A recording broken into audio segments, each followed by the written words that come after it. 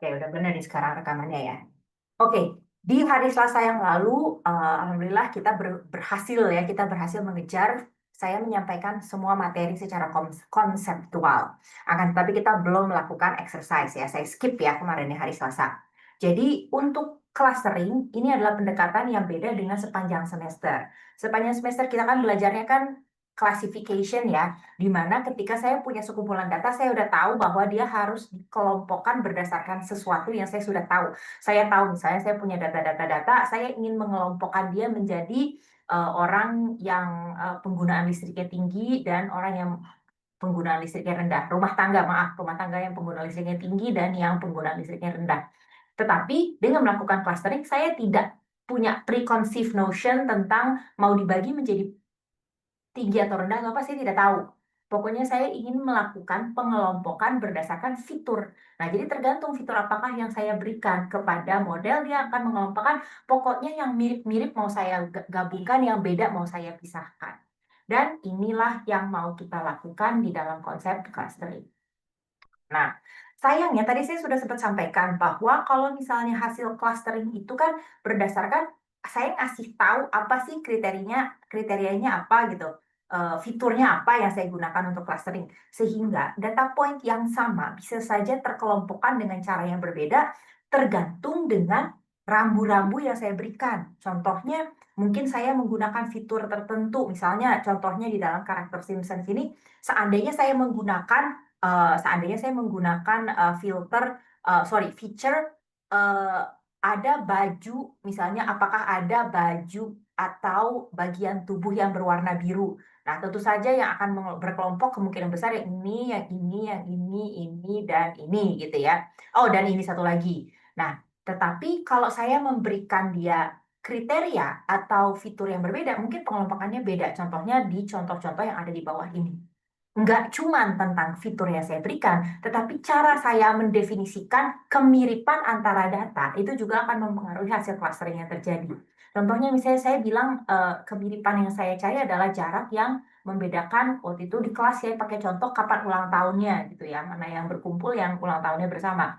Mungkin di sini masing-masing dari tokoh-tokoh Simpson ini dia punya ulang tahun tertentu di bulan-bulan tertentu. Nah, kalau misalnya jarak yang saya definisikan adalah jarak hari atau misalnya eh, atau jarak apa misalnya dia punya bintangnya apa gitu ya, horoskopnya apa, terus jaraknya berapa, itu juga akan mempengaruhi hasil clustering, yang itulah yang menjadikan basis kenapa kita bilang clustering is subjektif, tergantung saya ngasih fitur apa dan jarak apa yang mau saya hitung di antara mereka.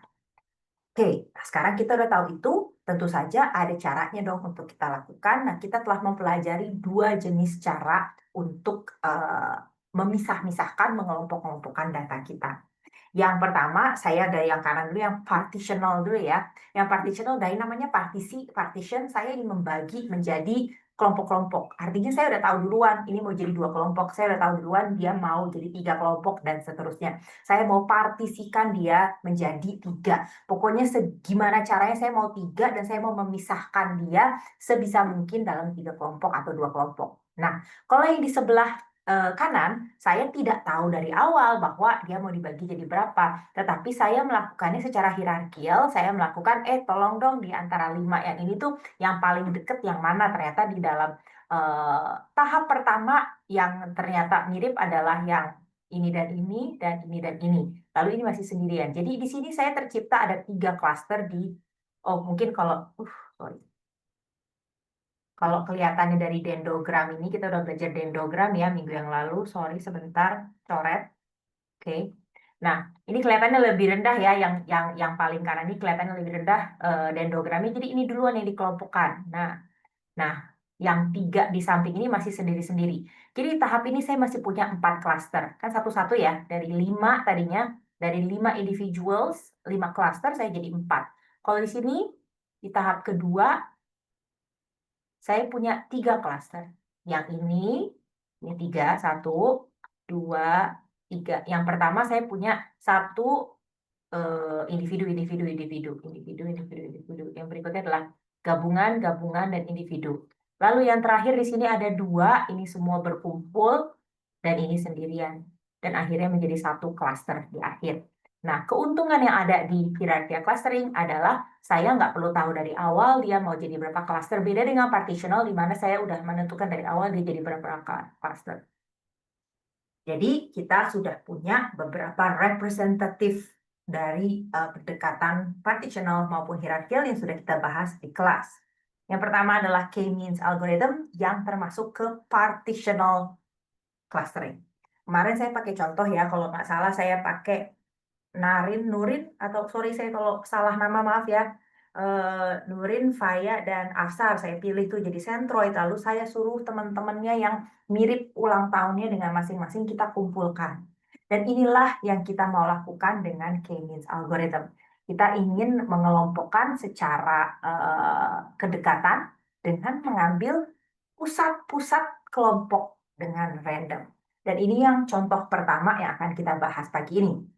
Sekarang saya punya 8 poin. Nih, poinnya A1, A2, A3 ini bisa kita petakan ya kalau memang kita mau. Kita bisa ilustrasikan di dalam apa namanya? Koordinat kartesius bisa saja. Jadi yang pertama A1, ini saya kira-kira aja ya, 2, 10 di sini misalnya A1 gitu ya.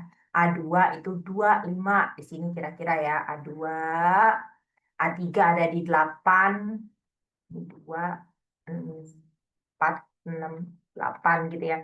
8,4 gitu ya misalnya di sini A3, 5, 8, ini kira-kira A5, A6 ada di 6, 4, 6, 3, 6, 4, di sini ya kira-kira A6, dan A7 itu di sini 1 dan 2 di sini kira-kira ya.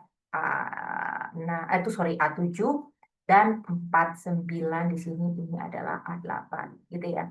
Jadi secara visual tuh kita bisa lihat nih kalau cuma 2 dimensi kan kita bisa memvisualisasikan ini mau kita jadikan cluster yang berbeda. Oke, secara random saya memilih initial clusters nih ya. A1 mau saya jadikan A1 mau saya jadikan center 1 ya. Ini akan menjadi pusat pertama. Lalu yang kedua A4. A4 saya jadikan pusat klaster kedua. Saya lupa gambar A4 bukan sih 5,8. Iya, saya lupa gambar A4. Kita gambar dulu deh A4-nya. A4 ada di 5,8 ini ya. Ini A4. 7,5 di sini ini A8. Salah, A5. Semoga benar. Oke. Nah, sekarang A4 saya akan jadikan center dari cluster kedua A4 di sini. Lalu yang terakhir adalah A7 1,2. 1,2 ini saya jadikan center cluster berikutnya. Lalu semua teman yang lain akan saya kelompokkan kemana C3, center yang paling dekat dengan dia. Nah, sekarang saya ingin menghitung jarak dari setiap data point kepada center-center yang tadi sudah kita tentukan. Kebetulan di dalam contoh ini kita pakai rectilinear distance. Apa itu rectilinear distance? Itu Manhattan distance ya, seperti yang sudah dibahas tadi di akhir video yang tadi saya tunjukkan. Oke, so now we're going to compute. Jadi yang pertama, ketika saya melakukan inisialisasi iterasi 1, A1, A4, A7 menjadi pusat tadi kan ya. Nah, sekarang dari A1 saya mau menghitung jarak terhadap setiap klaster. Jadi yang pertama saya lakukan adalah jarak dari sini. Sorry, nggak enak melingkarnya. Bisa kita hapus nggak?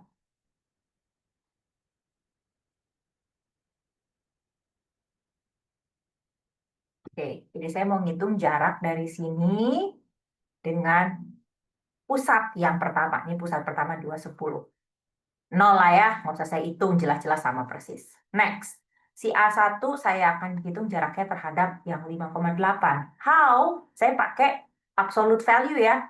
2 dikurangi 2 ditambah 10 dikurangi 5. Itu menjadi 0,5 ya, 5. Dan inilah hasil yang saya dapatkan di sini. Next, saya akan hitung yang ini dengan yang ini. Gimana sih saya pakai Manhattan? Saya akan pakai 2 dikurangi 1 ditambah 10 dikurangi 2. 8 ya, 1, 9. Oke, jarak ya, dapat di sini. Nah, dari 3 jarak ini, saya akan ulangi untuk semua data point. Nah, ini percaya aja ya, udah dikerjain gitu ya. Ada untuk setiap data point, kita hitung distance-nya, kemudian saya cari mana yang paling dekat. Nah, yang paling dekat di dalam A1, ya tentu saja dia pusatnya, dia ada cluster 1, nggak ada lagi di cluster 1. Selanjutnya saya hitung mana lagi yang dekat dengan cluster 2. Yang paling kecil dengan cluster 2 yang ini nih. Kita hitung cluster 2 gitu ya assignment-nya. Lalu yang paling dekat ini adalah di cluster 3 ada 2. Yang ini dan yang ini. Jadi kita punya 3 cluster. Oke, let's look at the yang tadi diagram yang tadi saya pernah bikin. Gitu ya, yang ini ya. Oke, berarti kalau di dalam hasil yang ini, yang pertama yang saya lakukan, klaster 1 itu dia sendirian. Ini si ini ya, ini dia sendirian nih di sini nih. Tadi saya pakai warna apa biar konsisten? Sorry, warna hijau. Jadi kita pakai untuk yang ini dia sendirian nih klaster yang 1. Dah. Terus yang berikutnya warna biru ya, saya punya klaster 2 itu semua kecuali A2 dan A7. Oke, A2 dan A7 itu nggak diajak-ajak gitu ya. Ini satu klaster berikutnya. Lalu yang terakhir saya punya klaster yang ya sendirian berdua. Gitu ya. Oke, ini adalah hasil clustering iterasi 1. Nah, update yang pertama saya perlu lakukan adalah jika sebelumnya si center A1 ada di, sorry, jangan A1, yang ini nih, C2 ya, cluster 2 ya. Kan tadinya adalah si A4 ini. Tentu saja dengan adanya representasi cluster yang sebesar ini, centroid atau center dari grup tersebut tidak lagi ada di si A4, tapi mungkin tengah-tengah somewhere di sini gitu ya. Maka saya perlu mengupdate center tersebut. Nah, saya perlu mengupdate center tersebut menjadi seperti ini. Klaster 1 nggak berubah ya, karena dia cuma sendirian. Nah, kalau untuk klaster 2 saya cari min-nya antara X dan Y, saya dapat 6,6 dan 1,5, 3,5 untuk yang klaster 3. Let's show that on the map. Jadi kalau yang ini berubah menjadi 6,6, 6,6 ini center 2 gitu ya, 6,6. Dan yang terakhir tadi jadi 1,5, 3,5 kalau saya nggak salah ingat nih. 1,5, 3,5, maybe somewhere here di tengah-tengahnya. 1,5, 3,5. Nah, ini menjadi center baru. Berarti dengan center baru ini, sekarang di tahap kedua yang perlu saya lakukan adalah hitung ulang deh. Karena senternya kan geser semua nih ya. Senternya geser semua. Jadi, di manakah sekarang klaster yang paling dekat dengan, oh sorry, my bad. Paling dekat dengan, ini nggak berubah ya tadi A1 tetap di A1, ini tetap di A1, 2, 10. Nah, ini. Nah, sekarang semua titik A1 sampai A8 harus saya hitung ulang jarak terhadap 3 titik yang baru itu. Dan itu yang kita lakukan di iterasi 2. Titik kita berubah ya tadi ya. Klaster 1 itu 2, 10, 5, 8, dan 1, 2. Hitung kembali Manhattan distance antara 2, 10 dan 2, 10. 2, 10 dengan 6, 6. 2, 10 dengan 1,5 kok, 3,5. Dan yang ini juga seterusnya. Nah, di sini kita bisa berhitung ulang distance kepada tiap centroid. Lalu saya pilih lagi. Oh, ternyata sekarang ada assignment yang berubah. Ini kan tadinya memang 1, ini tetap sama, ini semua tetap sama. Bedanya adalah sekarang si A8 ikutan berkumpul dengan A1. Nah, ini mungkin karena tadinya kan dia diassign ke mana tuh? Kedua ya, ternyata dia assign kedua. Cuman 2, tadi titiknya geser kan, titik tengahnya geser ke sekarang 6,6, dia nggak lagi menjadi dekat. So, after this, kita akan melakukan updating cluster. Sekarang cluster 1 itu A1 dan A8. Let's try. Oke, sekarang untuk A1 ini grupnya, klasternya gitu ya. Lalu yang lainnya tidak berubah ya, kalau nggak salah ya. Untuk yang mana? Yang 2 ding ya, yang 2 berubah. Coba kita cek. Tadi 2 jadinya A3 sampai A6. A3 sampai A6, 3, 4, 5, 6. Ini semua berkumpul. Sorry, birunya rada beda. Ya udahlah ya. Dan yang ini akan menjadi ungu. Gitu. And once again, sekarang titik tengahnya kita harus edit lagi, nggak lagi ada di sini ya, nggak lagi di sini. Saya hapus dulu. Sekarang titiknya pindah nih pasti gitu ya. Pasti titiknya pindah. Mungkin yang tadinya A1 tetap ada di A1, sekarang dia berubah ke tengah-tengah mungkin gitu ya, ke tengah-tengah sini somewhere gitu ya. Dan kalau yang biru sama ya, dia akan berubah. Kemungkinan dia nggak berubah ya, karena kan tadi dia nggak berubah anggotanya ya.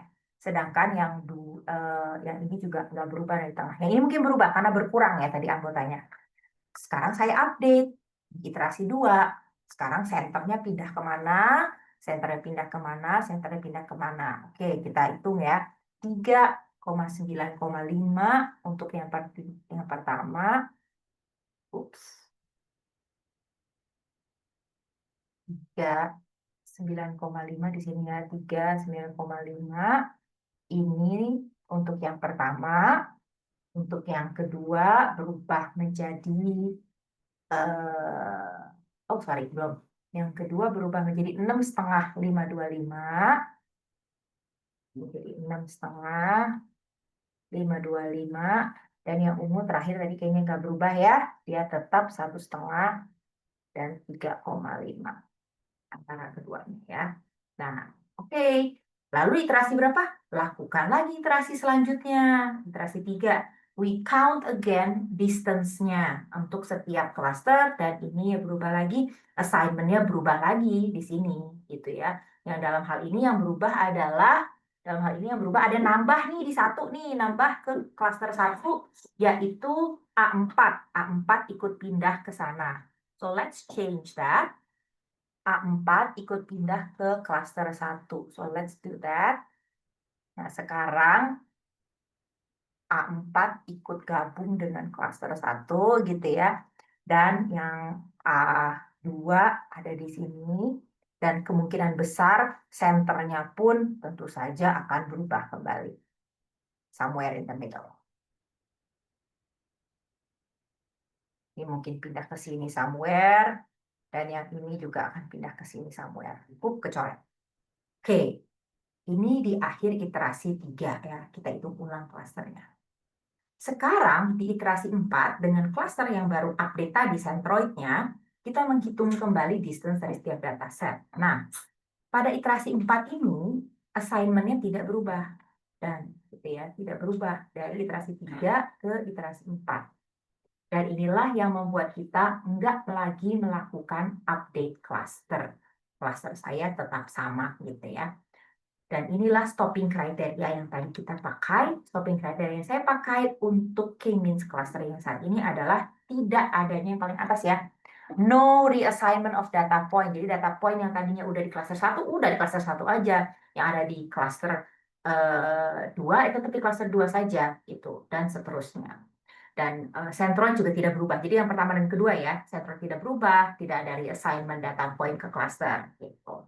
Nah, ini juga bisa dilakukan menggunakan minimum decrease, jadi tidak ada penurunan yang signifikan di error. Tapi kan dari tadi kita nggak hitung error ya, kita hanya menghitung centroidnya. Dan untuk melakukan clustering di contoh kali ini, kita note bahwa kita membutuhkan 4 iterasi, termasuk iterasi 4 yang kalau kita itu percuma gitu ya, yang iterasi 4 kita hitung ternyata nggak ada perubahan, jadi kita tidak menambah lagi. Tetapi iterasi tambahan yang tidak melakukan reassignment ini tetap necessary untuk menyelesaikan. Karena saya perlu membuktikan kan, oh udah nggak ada perubahan lagi nih, sehingga saya butuh 4 iterasi. Jadi kalau ditanyakan untuk menyelesaikan clustering seperti ini, saya membutuhkan 4 iterasi, perlu di-include iterasi terakhir yang tidak melakukan reassignment. Itu adalah K-means clustering secara teknis ya. Pause dulu di sini 1 menit. Apakah ada pertanyaan?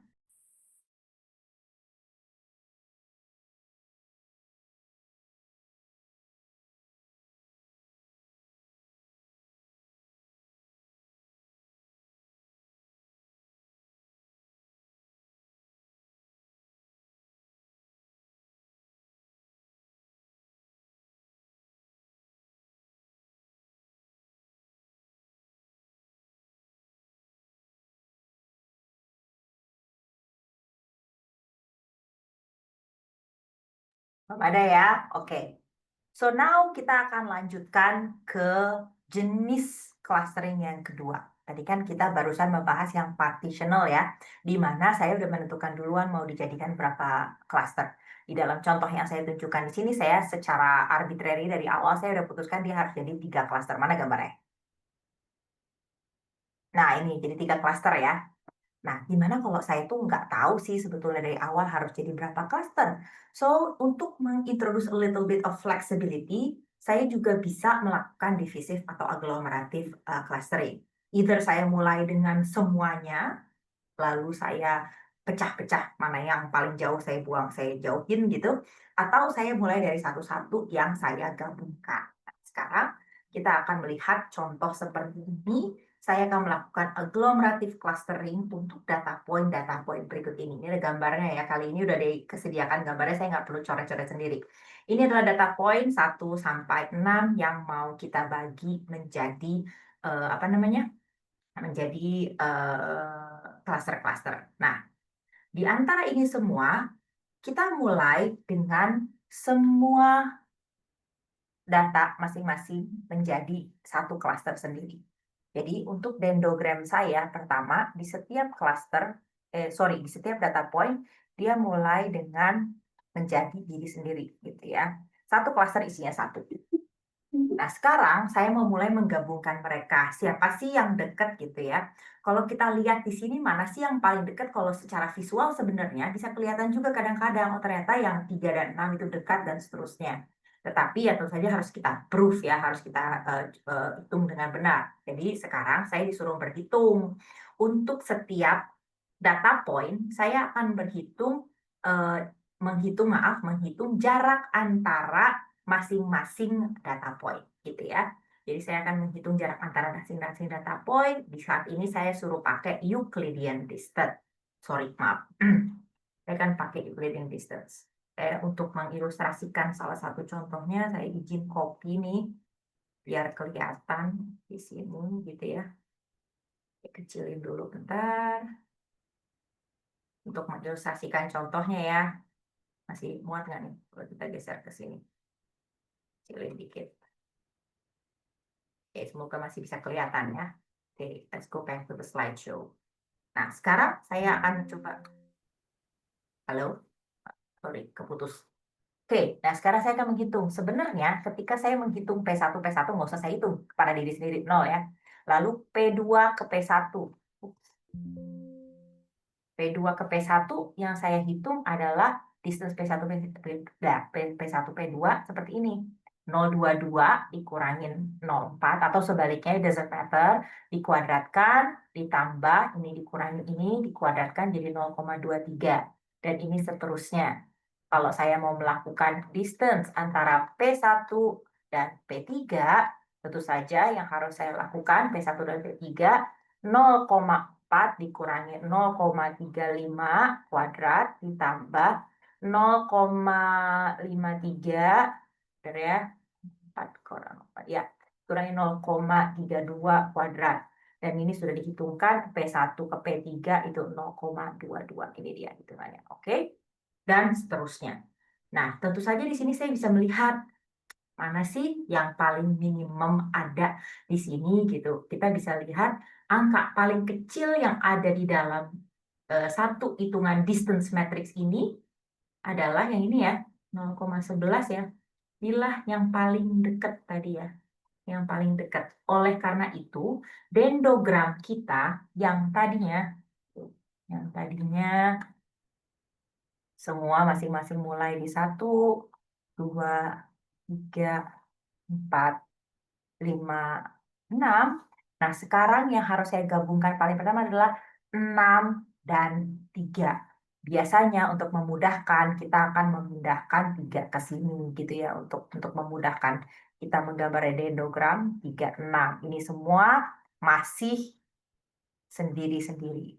Dan ini adalah hasil pertama kita, yaitu 5 cluster. Tadinya kan 6 ya, cluster. Ini adalah clustering pertama. Kayaknya udah digambarin deh. Ngapain saya repot-repot? Iya, udah ada tadi ternyata. Seperti ini. Oke. So, now kita mau mencari lanjutannya. Karena kita sudah menggabungkan P3 dan P6, ini menjadi poin satu, ini jadi satu klaster. Saya enggak lagi mencari jarak satu-satu, tapi saya mencari jarak ke tengah-tengah ini nih, si 3,6. Saya pakai tengah-tengah nggak sih, Bu? Nah, saya bisa pakai beberapa cara. Saya bisa menghitung jarak saya bisa berhitung jarak semua titik ke, ini kan satu klaster ya tadi ya, 36 ya. Saya bisa menghitung jarak ke titik yang terdekat. Jadi kan misalnya satu nih ya, ini hitung ke 3, hitung ke 6, mana yang lebih dekat. Kalau ternyata lebih dekat yang P3, P1, ternyata ini lebih dekat, inilah jarak yang saya hitung. Ini adalah jarak yang saya hitung. Begitu pula dengan yang 4. Kalau saya hitung 4 ke 3 berapa, 4 ke 6 berapa, 4 ke 3 berapa, 4 ke 6 berapa. Jadi ini ya, 4 ke 3, ini 4 ke 6, ternyata lebih dekat ke 3. Jadi saya akan pakai jaraknya ini. Saya pakai jarak ke semua titik di dalam cluster yang sudah terbentuk, saya pilih yang paling dekat, shortest. Itu single linkage. Bu, saya nggak mau melakukan itu. Saya mau menggunakan yang paling jauh aja. Boleh, saya gunakan yang paling jauh. Sekarang, karena ini satu kelompok gitu ya. Tadi saya ngitung 1 ke 3 dan 1 ke 6. Ternyata lebih dekat lebih jauh yang 6. Saya pilih yang 6 aja deh, gitu ya. Begitu pula yang 4, saya tadi hitung ke 3, hitung ke 6. Ternyata paling jauh yang ke 6. Saya pakai yang untuk distance yang saya hitung. Atau saya mau main kayak K-means, mencari rata-rata, boleh, itu namanya average linking. Jadi saya bisa lakukan perhitungan kepada, misalnya si 1 ke 3, 1 ke 6, saya nggak mau pakai jaraknya mentah-mentah, saya ambil rata-ratanya ke jarak kurang lebih di tengah-tengah, ini jaraknya. Dan begitu pula 4 ke 3, 4 ke 6, saya mau cari yang jarak terrata-rata di antaranya. Jadi, untuk suatu perhitungan jarak di antara klaster yang sudah terbentuk dengan individual data, kan kalau antar data individual mah gampang ya, saya pakai Euclidean kayak Manhattan kayak. Nah, kalau yang ini saya bisa melakukan berbagai cara. Sorry. Ini adalah klaster yang sudah terbentuk. Saya dapat menghitung jarak terdekat atau jarak terjauh atau jarak rata-ratanya. Kira-kira tengah-tengah dari klaster itu. Yang paling dekat namanya single linkage, yang paling jauh namanya complete linkage, dan yang rata-rata namanya average linkage. Untuk contoh yang kita lanjutkan di sini, kita akan menggunakan single linkage. Nah, ini adalah perkumpulan yang kedua nih, ini distance-nya nih, distance matrix-nya. Karena tadi kita sudah hitung menggunakan single linkage, tuh pakai single linkage, where are you? Yang ini ya, ini adalah single linkage.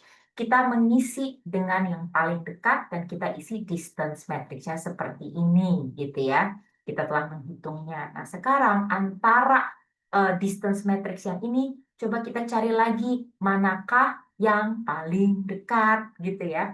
Ternyata yang paling dekat adalah angka 0,14 yang menggabungkan P5 dengan P2. Itu adalah hasil yang paling dekat berikutnya. Oh, sorry, mohon maaf. Oke, ini ya, paling dekat 0,14. Berarti in our next step of the dendrogram, kita pakai 2 dan 5 untuk digabungkan. So, now let's look what we have. Kalau di dendrogram paling pertama, tadi saya punya tuh 4, 3, 6, 2, 5. Saya punya secara individual ya, saya punya secara individual. Kemudian ini, oh sorry, ini dulu. 36 nyatu dulu. Mati sendiri gitu ya. Nyatu dulu. Ini sekarang masih individu. Jadi di sini saya punya 6 klaster, sorry ganti warna.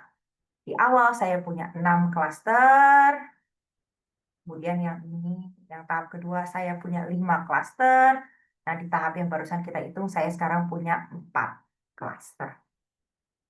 What do I do next? Ya, hitung lagi sekarang distance matrix-nya. Karena saya sudah memutuskan menggunakan single linkage, lagi-lagi saya menggunakan minimum distance. Dan di sini minimum distance, coba kita lihat, saya bahkan agak kompleks.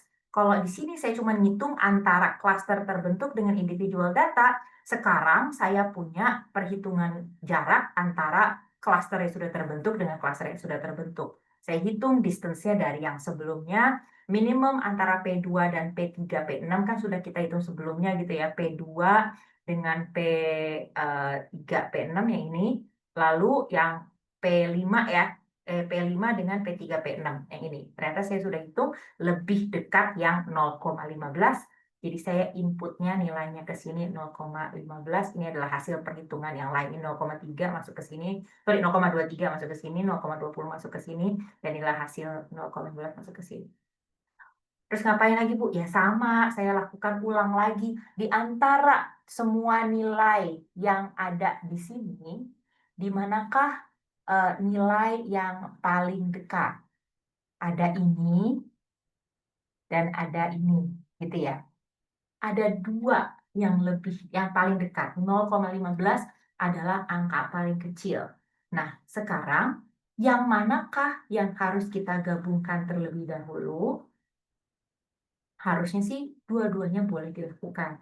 Jadi di sini kita perlu mengambil keputusan. P2, P5 digabunginnya ke P3, P6, atau P2, P3 mau kita gabungkan dengan P4. Either way boleh dilakukan, karena dia sama-sama minimal.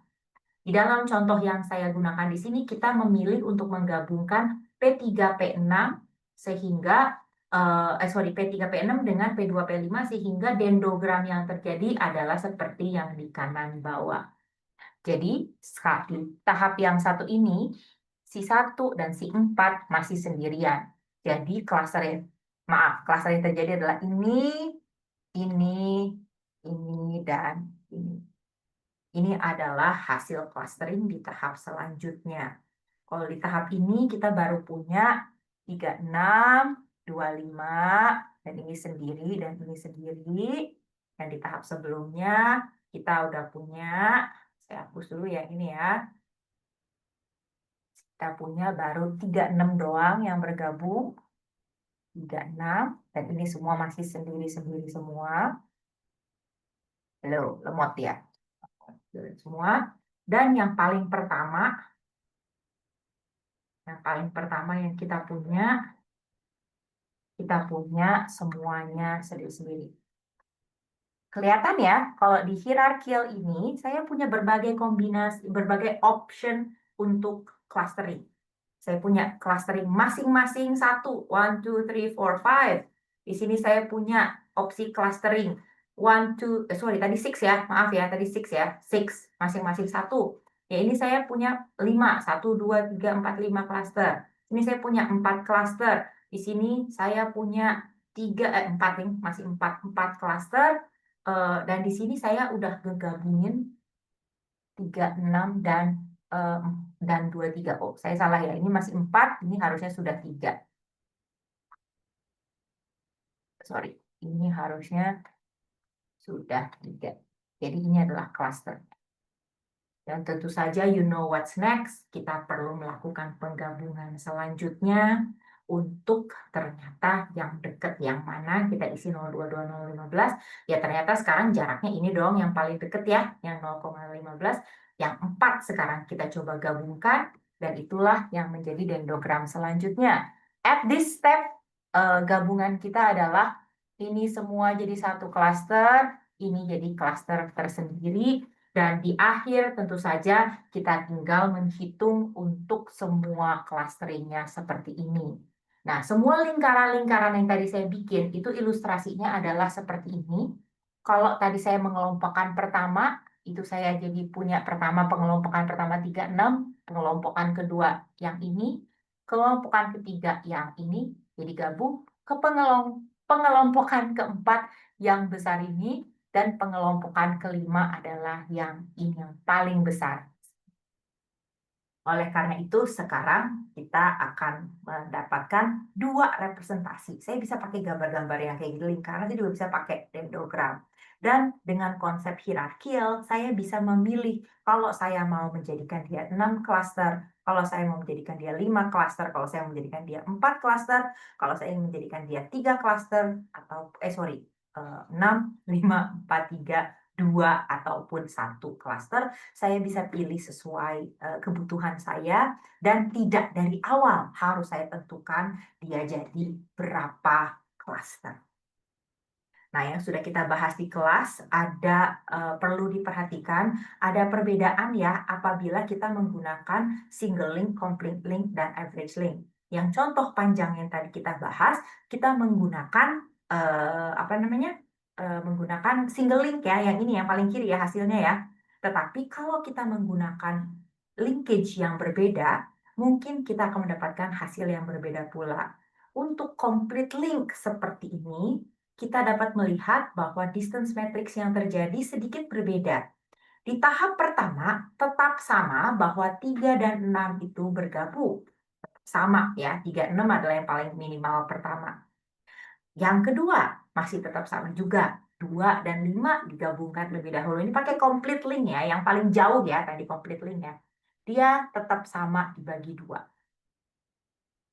Tapi berbeda dengan yang ada di single link tadi, kalau di single link di tahap ini yang kita lakukan, setelah tahap ini yang kita lakukan adalah menggabungkan yang ini dan ini ya. Kalau tadi single link ya, kita menggabungkan yang 3 dan 6 dengan 5, 2 gitu ya.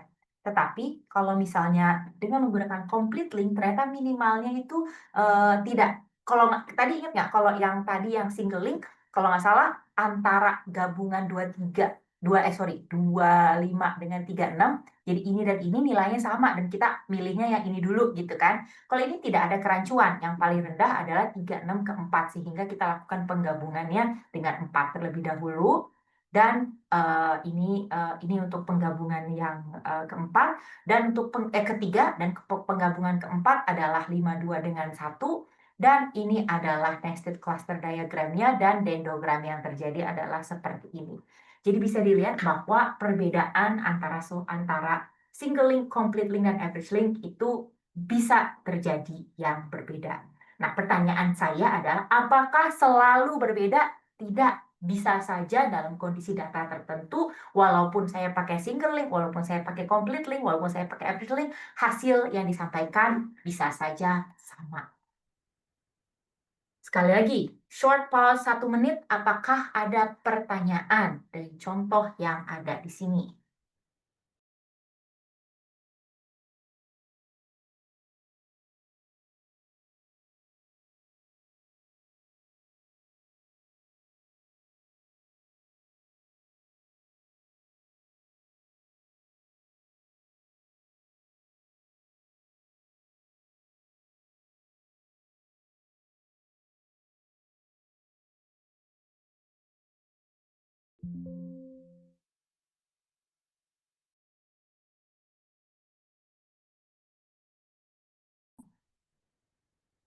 Oke, now sekarang kita akan move on. Nah, sekarang my clustering is done.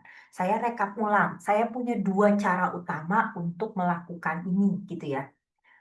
Kita bisa melakukan hierarkial ataupun partitional. Partitional apa sih? Partitional adalah saya tentuin duluan klasternya dari depan, lalu saya hitung mana yang deket-deket saya kumpulin, yang jauh-jauh saya jauhin. Itu menggunakan K-means algorithm. Hierarkial seperti apa? Saya mulai dari bawah nih bisa ya. Lalu saya gabung-gabungkan dia menjadi klaster secara bertahap.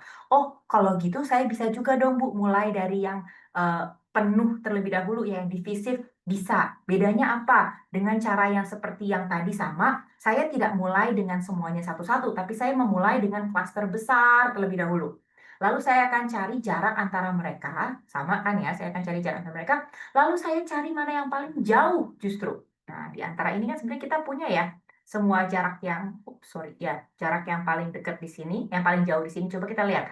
Angka yang paling besar yang ada di sini adalah, antara paling besar adalah, kita akan lihat adalah yang P4 terhadap P1 gitu ya.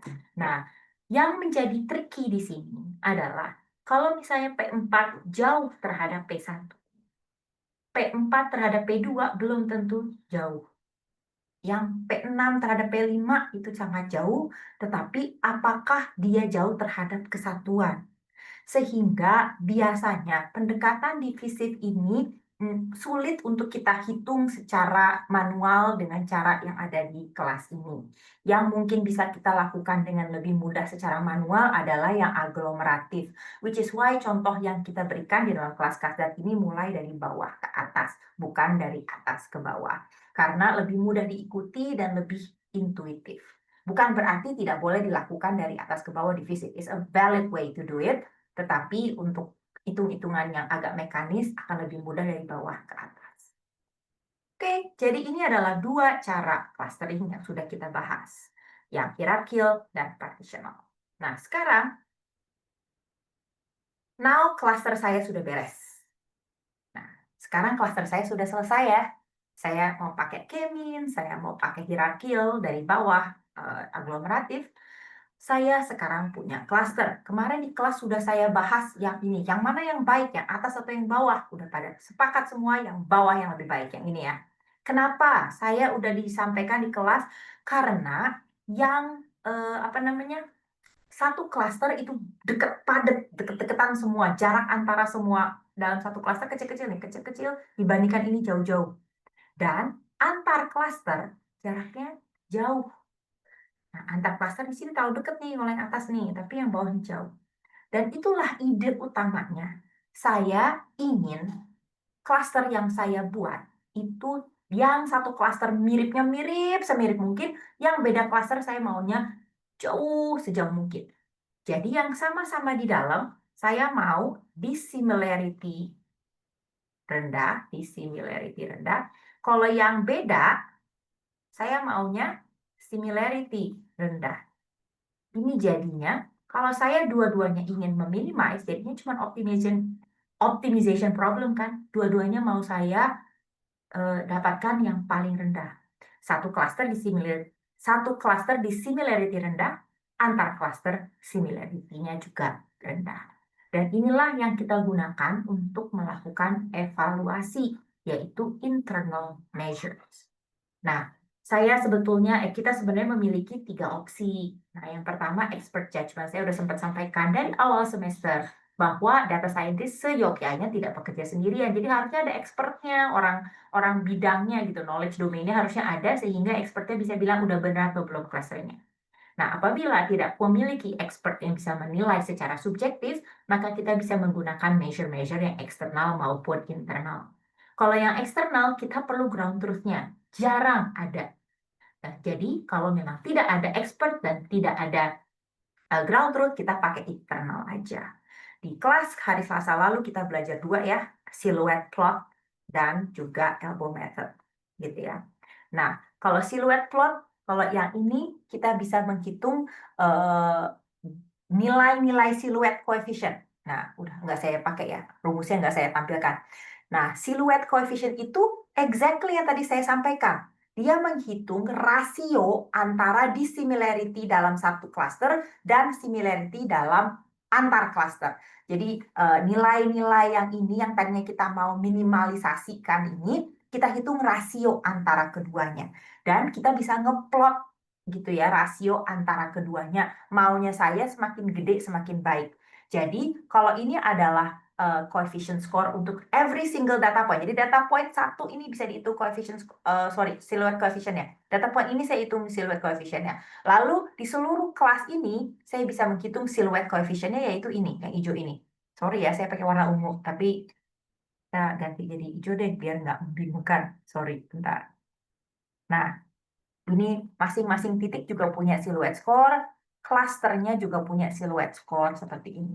Demikian pula dengan yang ini, tiap titik punya silhouette score, satu klaster juga punya silhouette score. Nah, antara kedua klaster, saya juga bisa menghitung silhouette score dari clustering modelnya. Jadi, saya bisa menghitung silhouette score dari masing-masing titik. Saya bisa menghitung silhouette score, kelihatan nggak? Saya bisa menghitung silhouette score dari masing-masing titik. Saya bisa menghitung silhouette score dari satu cluster, yang ini. Dan saya juga bisa menghitung siluet skor untuk the whole model, semua kelas, yaitu rata-ratanya antara kedua kelas, yaitu ini. Jadi kalau saya mau nilai yang tinggi, tentu saja semakin tinggi, semakin ke kanan siluet skor saya akan semakin baik. Jadi sekarang saya mau dong ngelihat beberapa opsi. Kalau dua kan seperti ini hasilnya ya, ini 2 klaster, ini 3 klaster, ini 4 klaster, dan ini 5 klaster. Nah, antara semua ini, nilai-nilai siluet skornya ini bisa dilihat. Nah, ini kan 0, ini 0,7 berapa tadi ya. Ini juga 0,7 gede nih, dekat 8. Ini juga 0,7 gede, dan ini 0,6 berapa. Angkanya, sorry, saya nggak kopikan dari slide ya. Coba kita cek, masih bisa saya buka nggak nih. Nah, dari sini nggak ya. Kita copyin biar kita bisa discuss. Ini ya. Ini ya. Oke, ini dia nilainya. Oke, saya taruh di atas gitu ya siluet skornya ya. Oke, nah ini nih, kalau kita lihat siluet skornya, error, bentar. Oke, kalau kita lihat siluet skornya, harusnya kalau saya cuma ngelihat paling tinggi, ini ya hasilnya ya 3 ya, berarti ini nih, ini yang paling tinggi di siluet skornya nih, yang ini nih. Ini adalah overall best clustering. Best clustering. Akan tetapi, kita kalau sedang mengevaluasi siluet skor, kita juga bisa memperhitungkan beberapa pembagian lainnya. Misalkan, di sini kelihatan kalau klaster satu ini, oh sorry, kecoret. Klaster satu ini, klaster satu yang ini nih, oh, bentar, klaster satu yang ini agak besar gitu loh, agak lebar gitu ya. Dia banyak sekali data yang ada di dalam situ. Dan kalau kita lihat scatter plotnya, sebenarnya mungkin ini bisa dipisah nih, sebetulnya masih bisa. Nah, ketika 4, kita bisa lihat bahwa, oh ini secara visual scatter plotnya lebih terpisah.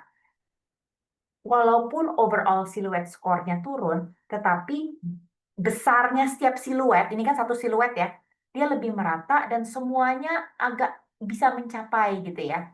Nah, oleh karena itu, biasanya ada subjektivitas yang kita nilai di sini. Oh, ternyata 3 is the best, tapi 4 is also okay, 2 is also okay, gitu ya. Karena siluet skornya nggak terlalu buruk, sehingga kita bisa pilih either 2, 3, atau 4 sebagai jumlah klaster yang baik.